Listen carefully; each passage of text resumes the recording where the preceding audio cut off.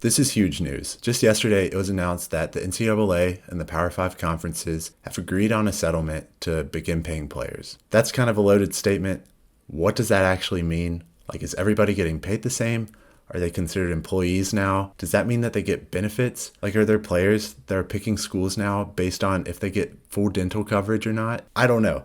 There's a lot of questions with this. There's a lot to unpack. So let's go ahead and just dive right into it and see what the heck is going on with all of this. So, like I said, they have voted to approve a $2.8 billion settlement, and that $2.8 billion is just being paid for former athletes from the past 10 years. The NCAA is responsible for $1.2 billion, and then the schools themselves are responsible for the remaining amount to all of the players, which is a lot of money.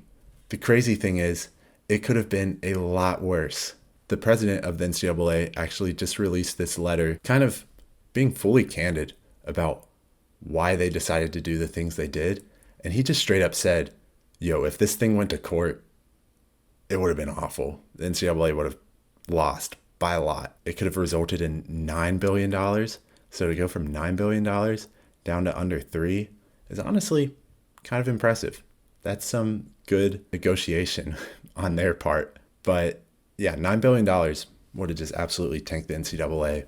Poof, Thanos snap, would have never seen it again. You know, he ends this letter by saying, oh, this is a massive step forward for student athletes in college sports. He's not being honest right there. He is probably screaming and crying deep down in his heart because he knows that the NCAA now has basically no power left. They are just losing power left and right over the past 3 or 4 years. They lost a court case involving NIL rules. Transfer rules have gotten extremely relaxed. And now schools have to pay their players, which they should. Student athletes, that's a job, man. You are making money for your college. Why shouldn't you get paid? I think that this is absolutely a good thing. So what does this mean moving forward, though? Well, I think that from what I've read, every school on average is going to be paying their players roughly $20 million. $20 million distributed throughout their entire athletic department just for the players is honestly a pretty good start. I'm a big NC State fan. They're kind of a middle of the road team, so they're not going to be having a lot more than $20 million. And they have a pretty average number of student athletes. So I divided that 20 million by the 600 student athletes that are at NC State, and that comes up to be about $33,000 per player per year, which is honestly not half bad. That's a lot more money than I ever made in college. So I think that's a good start. And that cap space is going to be increasing year by year, as you'd expect. So we're going to see just how things shake out in the coming years with how well this is going to be regulated. That's a concern that I have. Is this just going to be laissez-faire? You can pay your players as much as you want. Is this going to affect recruiting in that way? I don't know. We really don't have a whole lot of details right now, but I do think that there are some cool implications with what all this means. One small question that I have is that this currently only applies to Division I. Is this going to trickle down in Division II and even Division III? I think that if it does, I don't know how those schools are going to be able to afford it. I think that Division III might just start shutting down a lot of their programs if they have less of a demand for student athletes to want to play there. I think that D3 athletics is really cool, and it should be preserved the way that it is because it's kind of the last front for like true amateur sport. I think the other question we need to think about is also, are the players going to start unionizing now? If they're all employees under the NCAA now, would they be able to form together into having a unified voice to make sure that, you know, they're working in safe conditions, that their schedules make sense compared to their academic schedules?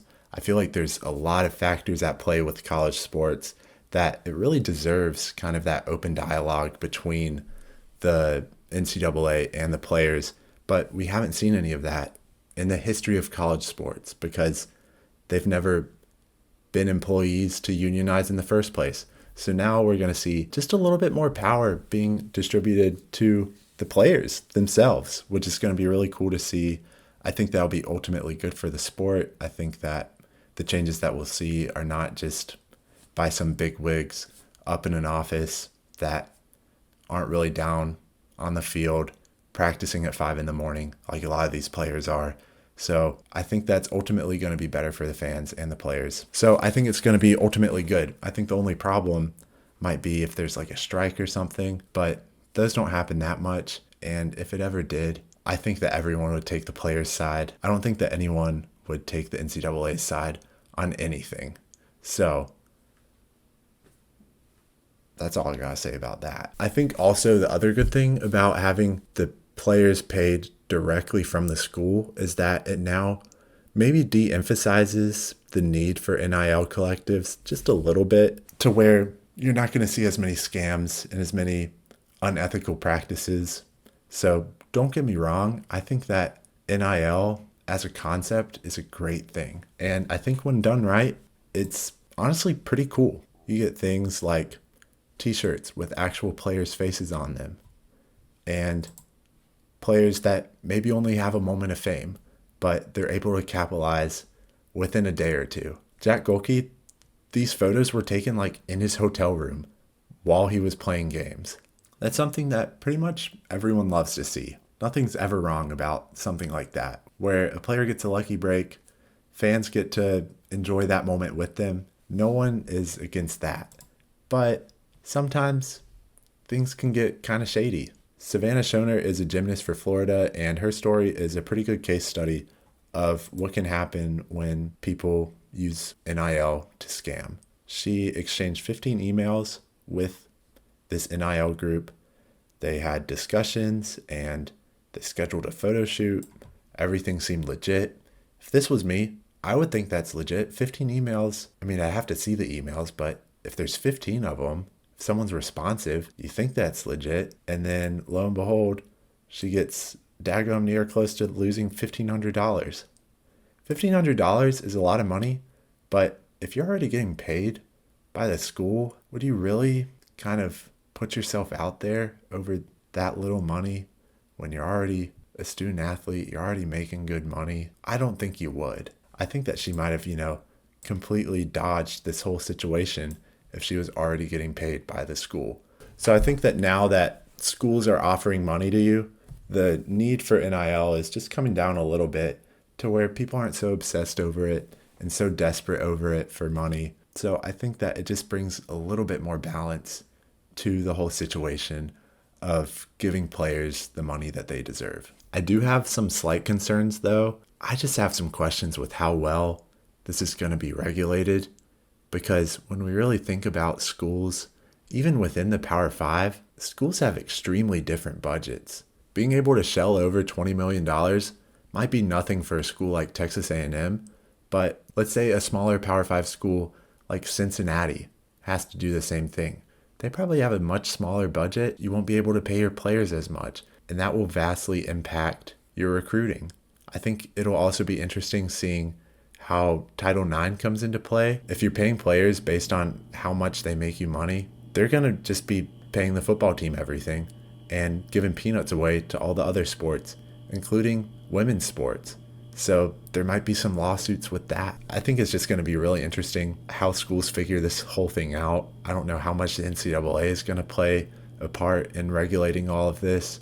Now, don't call me a communist, but I think having a completely open market with this, maybe not the best idea. Maybe not the best idea. Now, don't get me wrong. I think that the benefits of this being able to pay your players far outweigh any questions we might have with how this is regulated, how schools interact with this. I think that, over time, people will figure things out and it'll hopefully go pretty smoothly. But I just wanted to make a really quick video on this since it is such huge news. Now I'm working on a few more projects and I have a lot of other projects that I've already made. So if you're new to the channel, I'd love it if you subscribed. I make a lot of content about sports and I like to just tell stories and talk about hypotheticals and, sometimes talk about big news that's going on now. So yeah, I hope you enjoyed it. I've started redecorating my room. I fixed the lighting a little bit. I have these like posters I'm going to start putting up. I have the frames. I haven't printed the actual posters, but it's going to look pretty cool in the coming months. So yeah, stick around. I hope you enjoy this video. I hope you enjoy any other videos that you see of mine. But anyways, thanks for watching. Stay safe out there. Bye.